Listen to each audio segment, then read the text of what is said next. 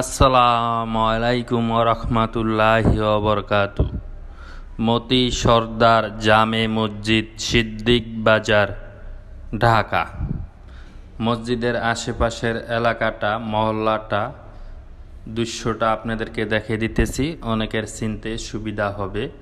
অনেক পুরানো মসজিদ, মতি সরদার জামে মসজিদ। গ্রাম, গঞ্জ, শহর কোথায় কী ধরনের মসজিদ আছে, আশা করি আমার ভিডিওর মাধ্যমে আপনারা দেখতে পারবেন। পুরান ঢাকায় এখন আমরা চলে আসছি। পুরান ঢাকার মসজিদগুলো অনেক পুরানো। এটি মসজিদের নিচতলা, আপনাদেরকে ঘুরিয়ে ফিরিয়ে দেখাবো। উজু করার স্থান এবং পাশে দেখেন কি সুন্দর একটা পুকুর।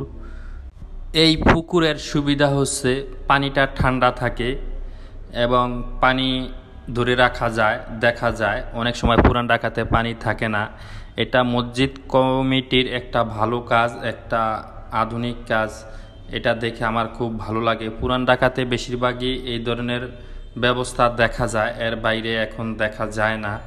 যাই হোক, আলহামদুলিল্লাহ, পুরান ঢাকার মসজিদগুলো দেখতে খুবই সুন্দর, সাজানো গোছানো। আজ জুমার দিন, তাই মসজিদটি পরিষ্কার করা হচ্ছে। মসজিদের দেশ বাংলাদেশ, মসজিদের শহর ঢাকার শহর। ঢাকার আনাচে কানাচে বা ঢাকার বাহিরে এখন অনেক সুন্দর সুন্দর মসজিদ হয়েছে, আলহামদুলিল্লাহ। দিন দিন মসজিদ বৃদ্ধি হচ্ছে, মুসল্লির সংখ্যাও বৃদ্ধি হচ্ছে, আলহামদুলিল্লাহ।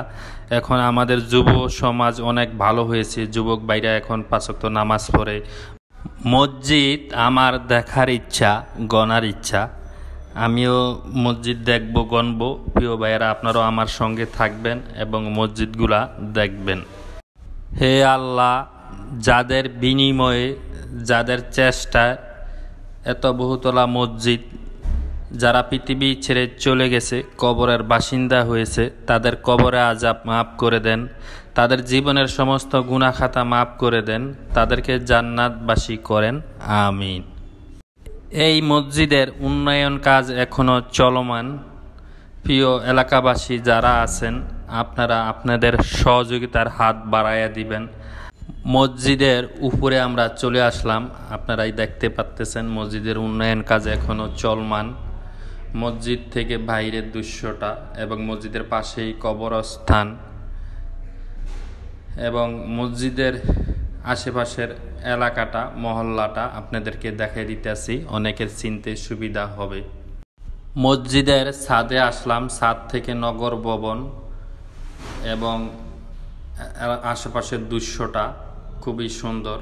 এটি পুরান ঢাকা ঘনবসতি এলাকা এবং মসজিদের এখনও উন্নয়ন কাজ চলতেছে। সবাই ভালো থাকবেন, সবাই সুস্থ থাকবেন, সবাই বেশি বেশি ইবাদত করবেন। সবার জন্য দোয়া। আমার নেক্সট ভিডিওতে আবার কথা হবে, দেখা হবে। আল্লাহ হাফেজ।